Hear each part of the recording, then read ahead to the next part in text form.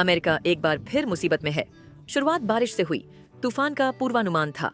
Texas में ऐसा पहले भी हो चुका है, लेकिन आधी रात को काले बादलों ने जो किया, जैसे आसमान फट गया और कुछ घंटों के भीतर एक शांत हिल कंट्री नदी ने भयानक बाढ़ का रूप ले लिया।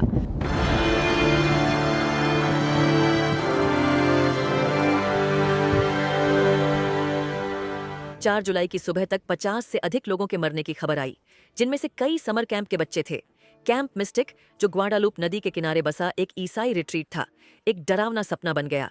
बंक बेड टूट चुके थे, टेडी बियर मलबे में दब गए, एक बच्ची की चप्पल जमीन से 15 फीट ऊपर पेड़ की शाखा में फंसी हुई दिखी। बाढ़ ने कई लोगों की जिंदगियां निगल ली। तो यह सब कैसे हुआ और कोई तैयार क्यों नहीं था? इसके जवाब विज्ञान, भूगोल और इंसानी असफलता के पीछे छिपे हैं। टेक्सास हिल कंट्री जितनी खूबसूरत है, उतनी ही खतरनाक। इस इलाके को वैज्ञानिक फ्लैश फ्लड एली कहते हैं, जो एक चंद्रकला आकार का भूमि क्षेत्र है। यह इलाका अपनी खड़ी पहाड़ियों, पतली मिट्टी और तेज बहाव के लिए जाना जाता है। जब यहाँ बारिश होती है तो ये जमीन में नहीं बैठती, ये बहती है और तेजी से मलबे को लेकर आगे बढ़ती है।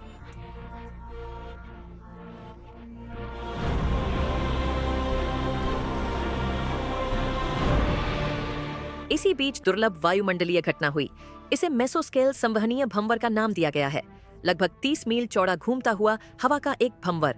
इसने मेक्सिको की खाड़ी से नमी खींची और उसे आग की नली की तरह जमीन पर फेंका। एक के बाद एक कई तूफानों ने उसी क्षेत्र को बार बार अटैक किया। सिर्फ कुछ घंटों में 1.8 ट्रिलियन गैलन बारिश एडवर्ड्स पठार पर गिरी। यह एक ही रात में 4 महीने की बारिश के बराबर था। मौसम विभाग ने अलर्ट जारी किए। गुरुवार की दोपहर को बाढ़ की चेतावनी दी गई, लेकिन आकलन के अनुसार 3 से 5 इंच बारिश की भविष्यवाणी की गई थी, 10 या 18 नहीं। जब 1:14 पर तड़के फ्लैश फ्लड चेतावनियां फोन पर आईं, तब तक कई लोगों के लिए पहले ही बहुत देर हो चुकी थी। कोई चेतावनी नहीं मिली। वे घंटों बाद आईं, जो सबसे विनाशकारी हिस्सा था। हमें हमारे फोन पर चेतावनियां मिलीं। घंटों बाद चेतावनियां आने से पहले ही विनाश हो चुका था। कैंप मिस्टिक में माता पिता कहते हैं कि बाढ़ का पानी अंधेरे में आया। एक पानी की दीवार ने कैबिनों को तोड़ दिया, जबकि बच्चे सो रहे थे। काउंसलर्स चिल्लाए, कुछ ने तैरने की कोशिश की। कम से कम 27 लड़कियां अभी भी लापता हैं। तो यह अधिक बार और अधिक हिंसक रूप से क्यों हो रहा है? वैज्ञानिक एक कारण की ओर इशारा करते हैं, जलवायु परिवर्तन। गर्म हवा अधिक नमी को पकड़ती है, गर्म महासागर अधिक जलवाष्प उत्पन्न करते हैं और परिणाम स्वरूप हर जगह भारी अधिक तेज बारिश होती है। खाड़ी में महासागर का तापमान महीनों से औसत से अधिक रहा है। इसने इस तूफान को अतिरिक्त ऊर्जा दी और कहीं जाने का स्थान नहीं दिया, जैसे एक स्पंज को बार बार निचोड़ना। लगभग 40 साल पहले उसी नदी ने 1987 में एक अन्य समर कैंप निकासी के दौरान 10 जानें ली थीं। समानताएं डरावनी हैं। वही काउंटी, वही नदी, वही बच्चे, वही गलतियां। टेक्सास के अधिकारी और देश कड़े सवाल पूछ रहे हैं।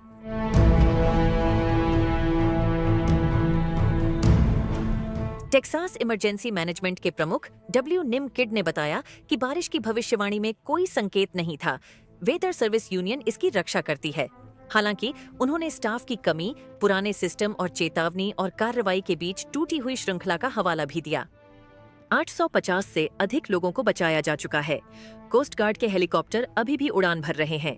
ड्रोन कीचड़ से ढके नदी किनारों को स्कैन कर रहे हैं। अधिकारियों का कहना है कि अभी भी बचाव अभियान जारी है, लेकिन समय तेजी से बीत रहा है। मैं एक राज्य आधारित आपदा की घोषणा कर रहा हूं उन लोगों के लिए जो इन इलाकों में फंसे हैं। बैंडेरा, कोप, कोमल, कॉनको, गिलेस्पी, कैंडल, केयर, किम्बल, लानो, मेसन, मैक्लॉ, मेनार्ड, रीव्स, सैन साबा और टॉम ग्रीन काउंटी। टेक्सास राज्य सुनिश्चित करेगा कि पहचाने गए सभी काउंटी को हर उपकरण, रणनीति, कर्मी, पीड़ितों को सहायता प्रदान करेंगे। ये सुविधाएं उन्हें उपलब्ध होंगी, जो असीमित होगा। हो सकता है कि बाद में कुछ और जरूरत बढ़े, उन्हें पूरा करेंगे। हम बारिश को नियंत्रित नहीं कर सकते, लेकिन हम इसके लिए तैयारी कर सकते हैं। बाढ़ पूर्वानुमान को विकसित करना होगा। बुनियादी ढांचे में सुधार होना चाहिए। जनता की शिक्षा को मैंडेटरी बनाना होगा, क्योंकि यह आखिरी तूफान नहीं होगा। टेक्सास फिर से सीख रहा है कि फ्लैश फ्लड एली में सिर्फ 5 मिनट में बढ़ता हुआ पानी सब कुछ खत्म कर सकता है।